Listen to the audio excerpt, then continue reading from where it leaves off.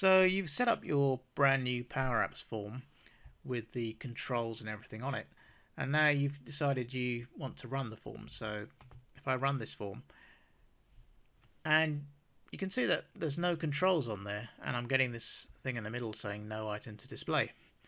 So why is that exactly? Well, if we come back into design mode and we highlight the form, so if I click on the form, that's normally because the item property of the form hasn't been set, and it needs to be set to your data source. So if you come down here on the left hand side and you select the item property, and you need to type in here the word defaults followed by your data source. In this case mine's going to be course booking. Just close up the bracket there.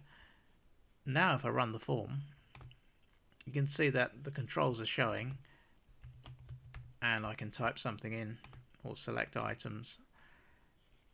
So that's it basically. You've really got to set the item property of the form to your data source. If you like this video, please click the button to like it, or why not subscribe to my channel. Or you can even download my free PowerApps for Newbies book at www.powerappsfornewbies.com.